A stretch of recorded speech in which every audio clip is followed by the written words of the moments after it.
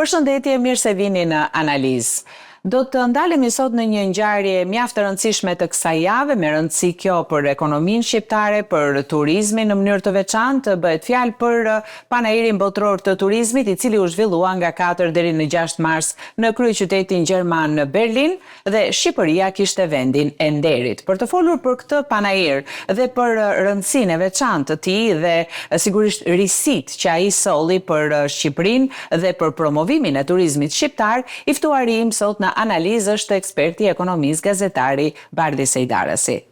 Bardi, përshëndetje, faleminderit që së bashku sot do të ndalemi në këtë temë që edhe ju e keni trajtuar. Faleminderit për ftesën. Është në fakt një nder për të qenë një vend nderi në një panair të tillë me histori, me traditë, por në të njëjtën kohë edhe në 3 ditët e këtij panairi Shqipëria shpalosi jo vetëm turizmin e saj, potencialet e saj, por edhe ato kulturore, natyrore, artistike, nën sloganin All Senses.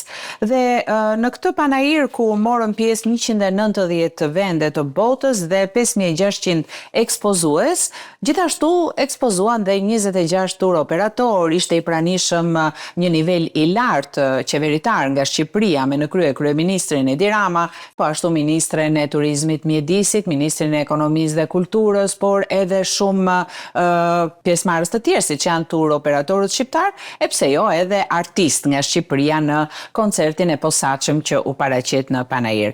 Le të flasim së pari, Bardi, se çfarë prezantoi Shqipëria në këtë panair. Faleminderit. Duhet të them që në fillim që kjo është platforma kryesore botërore për industrinë globale të udhëtimit dhe turizmit, dhe pjesëmarrja e Shqipërisë, sidomos pozicioni që me drejtë të përmendet si një vend nderi në këtë panair, i bën nder i jashtëzakonshëm Shqipërisë, i bën nder sipërmarrjeve shqiptare, i bën nder dhe sektorit që është një nga sektorët me zhvillim më të dukshëm, të paktën në dekadën e fundit. Ka një moto panairi Berlinit. Moto e panairit Berlinit është bota e udhëtimeve jeton këtu.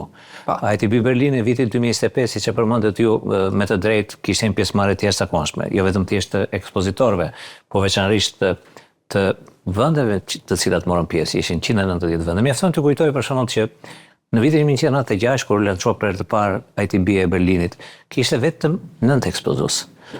Po te viti 2019, që ishte edhe viti i pandemisë, kishte 10.000 ekspozues nga 181 vende, dhe ju shikojeni tani që rritja e tyre është e azhgëshme.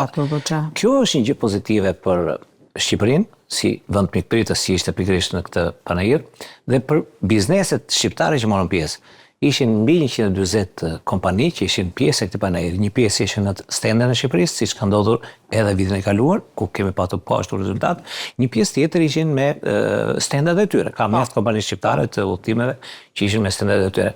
Unë do t'ju them gjithashtu që ishte kryesore dhe ishte i rëndësishëm jo vetëm thjesht pjesëmarrja e kompanive shqiptare, por sidomos analistët e udhëtimeve, rreth 200 analistë në sesionet veçanta, janë 17 sesione që u zhvilluan gjatë këtyre ditëve, në të cilat u trajtuan të gjitha problemet që lidhen me udhëtimet turistike. Dhe kjo është pjesa kryesore e përfitimit që vjen kompanive shqiptare.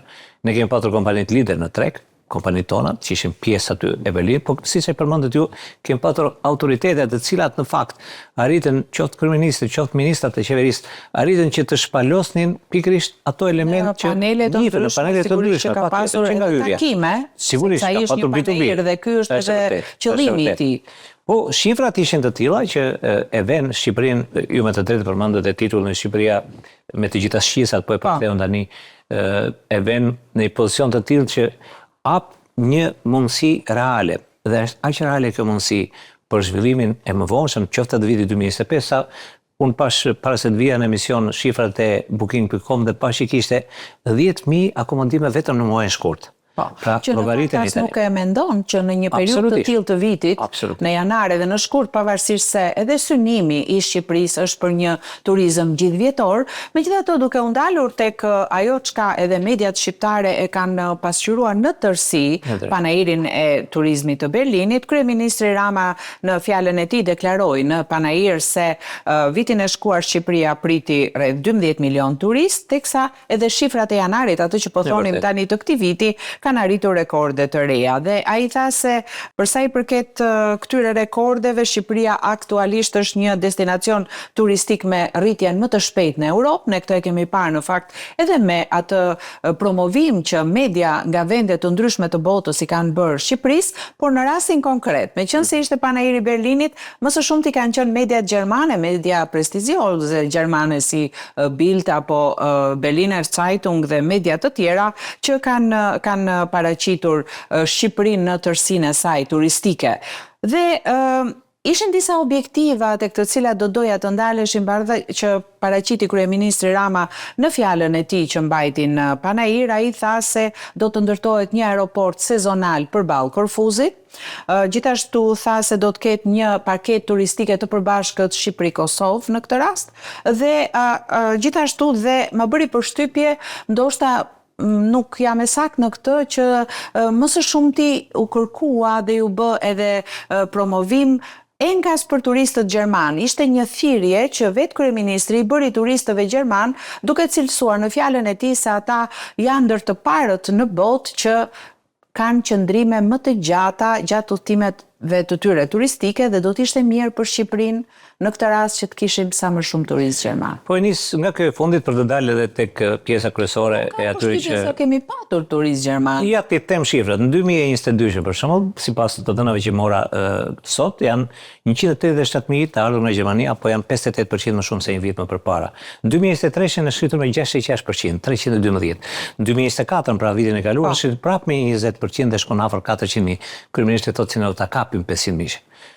Ka një specifike turistëve gjerman që shtohen edhe për shkak të panairit, po edhe për shkak të promovimit që është bërë pikërisht këtij turizmi. Po keni parasysh që investimet kryesore janë investimet mjaft të mëdha. Unë kam shifrat që deri tani janë realizuar 578 projekte që ndihmojnë turizmin dhe një shumë kolosale që shkon diku te 360 milionë euro.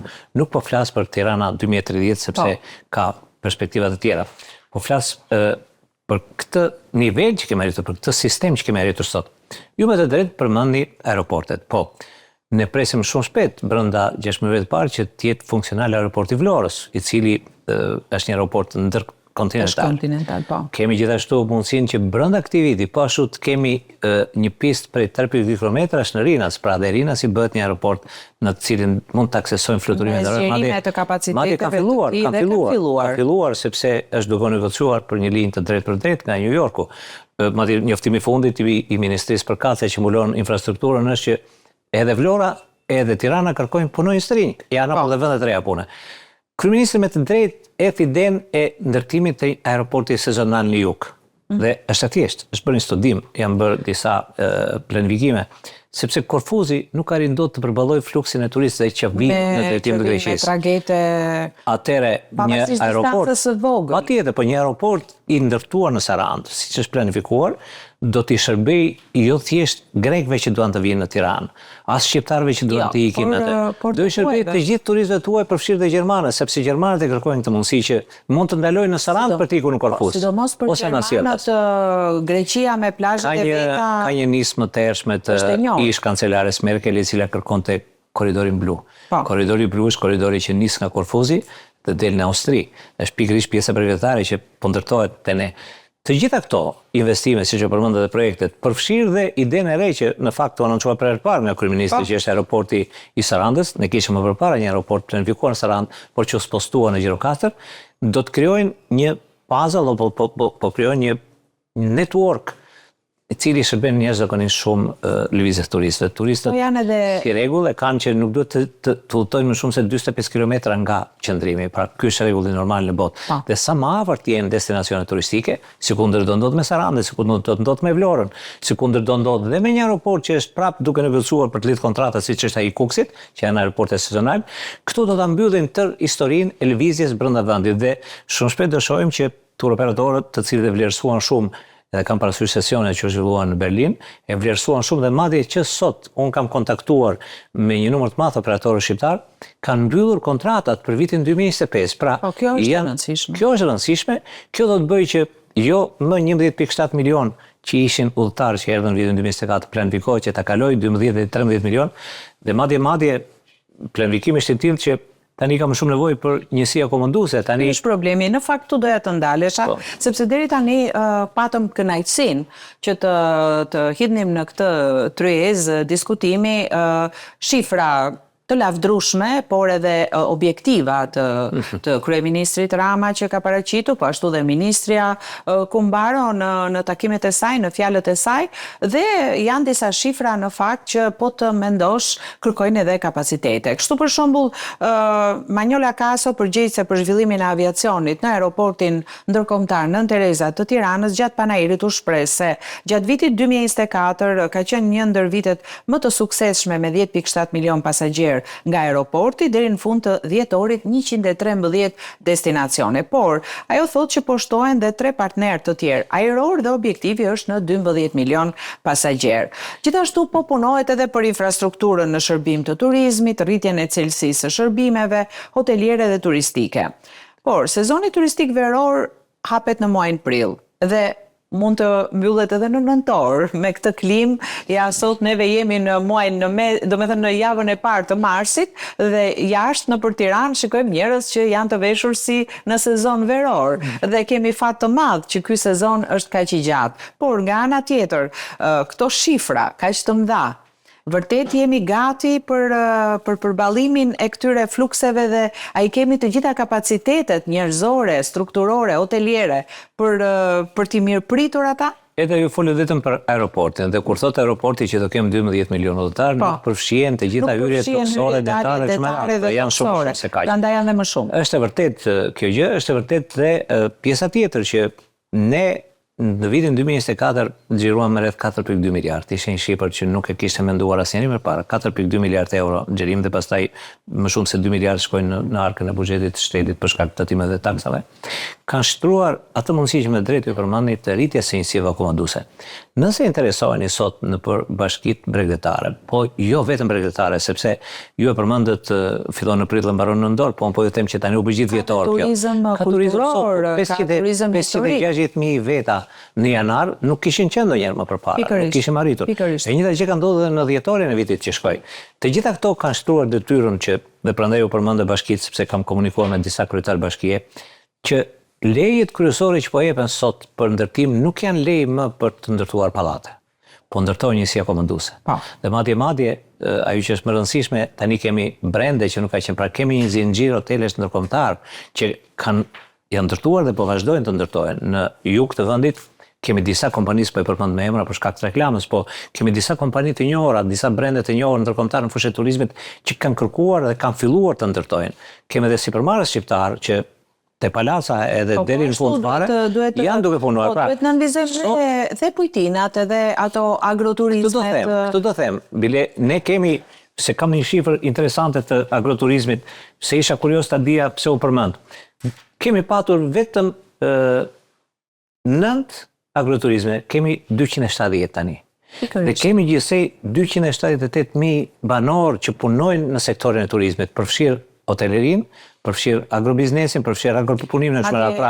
Edhe qeveria edhe në këto ture që po bëhen, pavarësisht se janë ture zgjedhore në këtë rast, po edhe vetë kryeministri ka bërë thirrje emigrantëve shqiptar në Itali, në Greqi dhe në vende të tjera. Kemi një ligj që quhet paketa e maleve për të stimuluar pikërisht për të stimuluar shtëpitë të parëve, të cilat mund të mbeten të braktisura dhe me investime shumë vogla mund të kthehen pikërisht në këtë që thoni ju në butina, dhe kjo është një gjë shumë e mirë. Ndërkohë Bardhi, do të kemi tani në fakt bashkëpunëtore e këtij emisioni, e cila shpeshherë ka trajtuar temën e turizmit në këtë studio, është Flora Xhemani Baba, e cila ka qenë vetë prezente në Berlin, në panairin botror të Berlinit, dhe ka dashamirësinë që të na sjell një opinion të saj nëpërmjet videos për panairin e Berlinit. Dhe le ta ndjekim.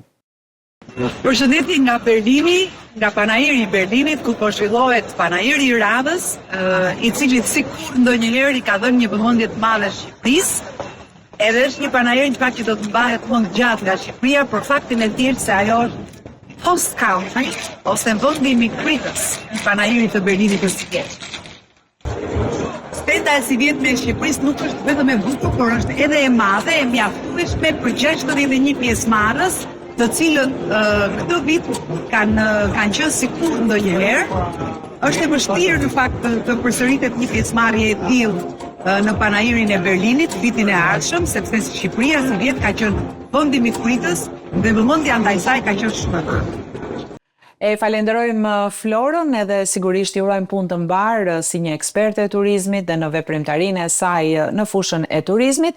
Dhe së fundmi, Bardhi, do të doja të dija, jemi pak a shumë në 3 muajt e parë të vitit dhe viti ka dhe 9 muaj të tjerë.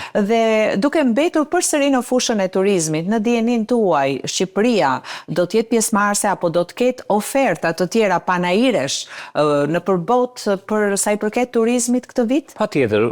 Fakti që Organizata Botërore e Turizmit e vlerëson Shqipërinë si kryesuese në renditjen europiane për 2 vitet e fundit, i detyron dhe sipërmarrjet private përveç qeverisë që të kenë mundësi ta zgjerojnë nevojën e tyre për të marrë turistë. Por nuk është vetëm kjo. Ne po flasim vetëm për IT Berlinin, po paralel me të kemi Showazin, Travel Asia Tech, pra janë disa kompani që janë panair tregtar B2B. Biznes me biznes. Kemi gjithashtu konferencën që është e njëjta siç është në Berlin, është ITB Asia. Po më e rëndësishme është edhe fokusi kines që ka marrë kohët e fundit sidomos udhëtimet turistike, që zhvillohet në konferencën ITB China, i cili zhvillohet çdo vit në maj dhe shumë shpejt do ta shikoni, madje kemi kompani që tani kanë filluar të negociojnë për të qenë pjesë e këtij panairi. Kemi dhe Indin, nëse doni, që është një vend prapë shumë i madh dhe janë që të gjitha në këtë sisteme, siç u thash, ITB, siç ishte Berlini që ka 60 vjet, janë dhe këto që kanë krijuar pikë këtë. Kina është mjaft interesante për shkak të flukseve të mëdha televizjes së udhëtarëve dhe ne kemi folur së bashku edhe për këtë gjë. Po ajo që është më interesante është që ne kemi tur operatorët tanë që tashmë kërkojnë që të negociojnë me Kinën. Duhet t'ju shtoj që kemi disa arritje që lidhen me shtimin e linjave ajrore drejt Shqipërisë, madje të linjave direkte, linja që vjen nga Izraeli në 2 prill, është linjë indirekte, po dhe linjat e tjera që aeroporti Rina, si ju e përmendet me të drejtë edhe nga menaxherja që eksploron, janë duke shtuar rast pas rasti. Të gjitha këto më bëjnë të besoj që ne do ta kalojmë shifrën e deklaruar edhe nga operatorët edhe nga qeveria, ne do të rrisim të ardhurat më shumë se sa i kemi patur 2024 dhe shpresoj shumë që përfitimet që do të vinë ekonomisë shqiptare thjesht nga turistët, ju përmendet gjermanët, po mund të përmendim që të gjithë, janë përfitime që do të ndikojnë shumë në ritmet e rritjes ekonomike të vendit dhe unë shpresoj që turizmi të vazhdojë të mbetet sektor prioritar, sikundër ka përmendur dhe Organizata Botërore e Turizmit. Do të mbetet edhe për ne një temë që përgjatë vitit me siguri do të takohemi sërish me këtë temë të turizmit, sepse prodhon mjaft ngjarje të rëndësishme dhe le të shpresojmë që ky panair do të ndikojë mjaft mirë për sa i përket promovimit të Shqipërisë turistike. Bardhi, unë të falenderoj për opinionin që kam sot në analizë. Të dashur miq, ne këtu po përfundojmë bisedën me ekspertin e ekonomisë, gazetarin Bardhi Sejdarasi, me të cilin ne komentuam dhe folëm për panairin botëror të turizmit i zhvilluar në kryeqytetin gjerman në Berlin, ku Shqipëria kishte vendin e nderit. Ju falenderoj që qëndruat me analizë. Miru takofshim.